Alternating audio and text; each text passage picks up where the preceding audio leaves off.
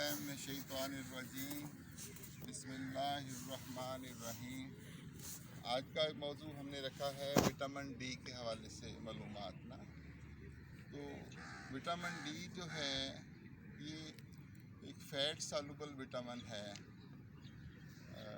और इसके हवाले से जो हम मालूमात देंगे इसमें कि इसके क्या क्या काम हैं, लेकिन हमारे जिस्म में किन किन चीज़ों के लिए ये ज़रूरी है, इसके कौन से सोर्सेज हैं जहाँ से ये हम विटामिन डी हासिल कर सकते हैं, और फिर अगर खुदा न खास्ता कमी है तो उसका क्या इलाज है।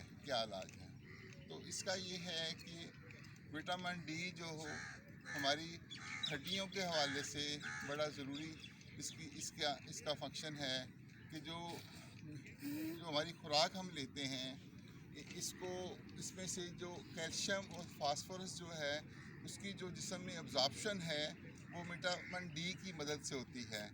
और ये जो काम है इतना मामूली काम नहीं है, यानी कि ये हड्डियों की नशोनुमा के लिए भी ज़रूरी है और हड्डियों की मजबूती के लिए भी ज़रूरी है। जब बच्चे छोटे उम्र के बच्चे जो होते हैं, अगर उनमें डेफिशिएंसी हो जाए तो रिकेट्स एक बीमारी है जिसमें टांगें जो हैं वो टेढ़ी हो जाती हैं।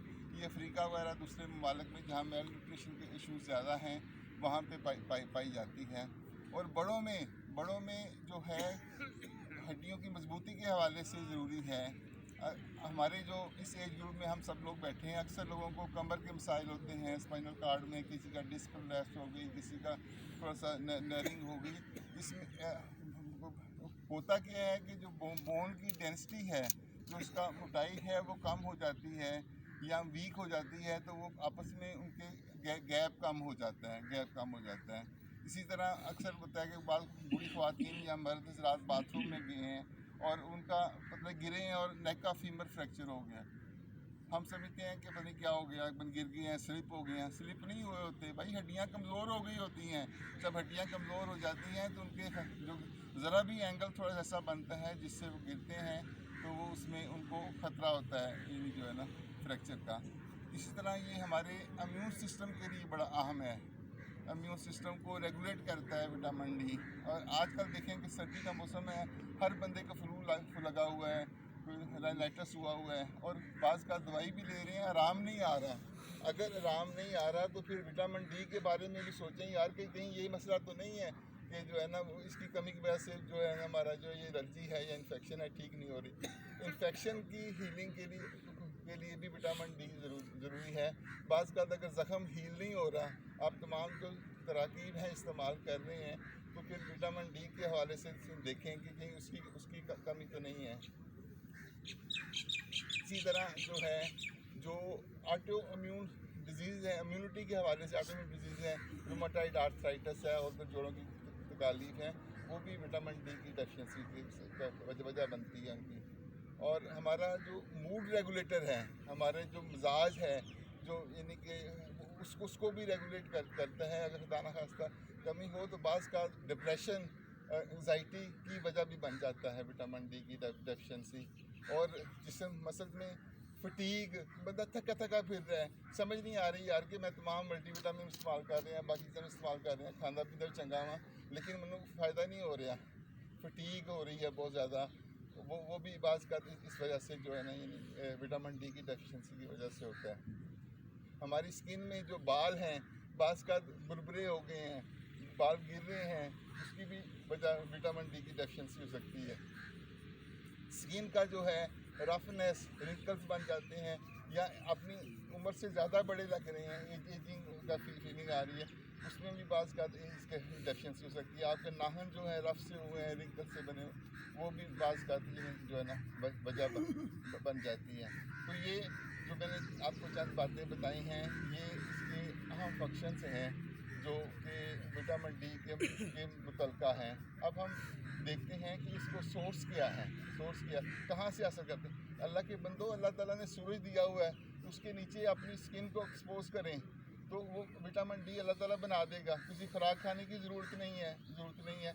लेकिन उसमें होता ये है कि हम लोग जो यहाँ के साउथ एशिया के लोग हैं, इनमें काफ़ी डेफिशिएंसी है। जो भी लोग टेस्ट कराए जाते हैं तो काफ़ी डेफिशिएंसी होती है। वजह ये होता है कि कि हमारे खासकर ख़वातीन में हमारी जो है ना यानी जो कल्चर है उसमें बॉडी एक्सपोज नहीं करते हैं, यानी कपड़े पूरे पहने जाते हैं, उसमें सूरज में फिर भी रहे हैं तो हमारी बॉडी तो एक्सपोज ही नहीं है इतनी जिसमें कि विटामिन डी का हो सके। तो जो है ना तो थोड़ी सी स्किन एक्सपोज करनी होगी। दूसरा जो काले रंग के लोग होते हैं उनमें विटामिन डी कम पैदा होता है जो फेयर स्किन है वो भी। लेकिन ये सिर्फ कोई वाहद सोर्स नहीं है विटामिन डी का, हम खुराक से भी हासिल कर सकते हैं। हम आजकल मछली आई हुई है, fatty fish, very big source of vitamin D जो है ना, आप खाएं उसको। और ये बेस्ट अवेलेबल सोर्स है जो है ना। फिश लिवर ऑयल है, कॉड लिवर ऑयल है। यार ये गोश्त है, मोटा गोश्त जिसको लोग खाते नहीं है, किसी कलेजी आमतौर पड़ी है दुकानों पे लेते नहीं है, ये बहुत बड़ा सोर्स है कलेजी जो है ना, यानी जो है ना वो विटामिन डी और विटामिन D3 का। इसी तरह जो मशरूम्स हैं, बाकी फोर्टिफाइड फूड्स हैं जिसमें उन्होंने ऐड अप की होती हैं दूध में, इसमें या जो है ये चीज़ इस तरह की चीज़ होती है, इसमें बास कर ऐड अप किए होते हैं, तो वो भी तो बास का हेल्प हो जाते हैं। लेकिन असल कहानी क्या है? असल कहानी ये है कि विटामिन D3 का पता तब चलता है जब आप इसका टेस्ट करवाते हैं। इसके अलावा तो बंदा आम तो रूटीन पे चल रहा होता है, गुजारा तो हो रहा होता है, ये जितनी बातें की हैं उसमें बंदा गुजारा तो कर ही रहा होता है। लेकिन इसको 6 महीने बाद हमें एक दफ़ा इसका टेस्ट करवा लेना चाहिए ताकि हमें पता चले कि हम किस स्टेटस में हैं।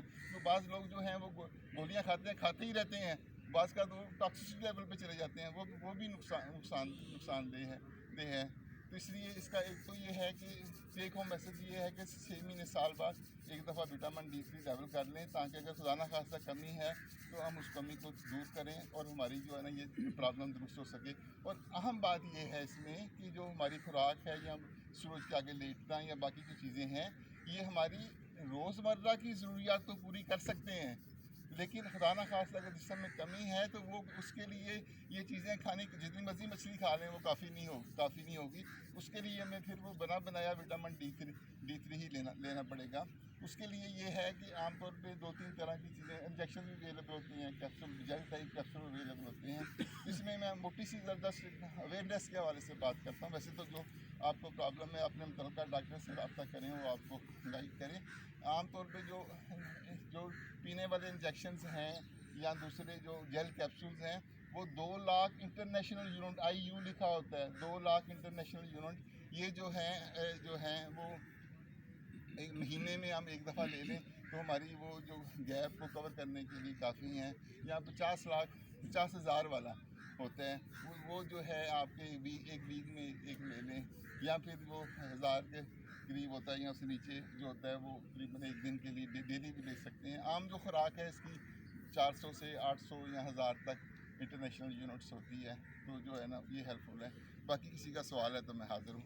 डॉक्टर साहब ये जो डायबिटीज पेशेंट हैं उनको विटामिन डी का उसका भी रोल है सर, उसमें विटामिन D का रोल है। खासकर जो टाइप 2 डायबिटीज़ मेलिटस है उसको बेहतर करने में विटामिन D का रोल है। सही मैं मिस कर गया था मेरी बात में।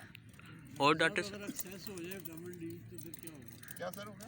एक्सेस हो जाए सर उसमें भी फिर जो है ना ये जो टॉक्सिसिटी में नाजिया, वॉमिटिंग वगैरह, फिर इवन जो डिप्रेशन वगैरह, एंग्जाइटी वगैरह, जो कुछ इस तरह के मसाइल आ जाते हैं, इवन इन्फेक्शन भी का मसला बन जाता है। यानी ये टॉक्सिसिटी भी खतरनाक है। बाज़ खास बंदे लोग यानी कि हफ्ते बाद 2 हफ्ते बाद खाई जाते हैं, मेरा मतलब 2 साल तो खा रहे हैं, वो भी मुनासिब चेक करवाएं, अपना टेस्ट करवाएं। अगर कमी पेशी है तो उसको साहब डॉक्टर के मशवरे से उसका हल करें। अच्छा भाई सर अगर कलेजी खाने से ये अच्छा सोर्स है विटामिन डी का। जी लेकिन कलेजी खाने से दूसरी तरफ जो है ना वो यूरिक एसिड भी बढ़ता है। सर देखें बाकी आप अपनी बॉडी के मसाइल देख लें, वो फिर अगर इस तरह खाए तो फिर दवाई पे आ जाए। वो तो सिंगल सोर्स होगा ना, वो तो सिंगल सोर्स होगा।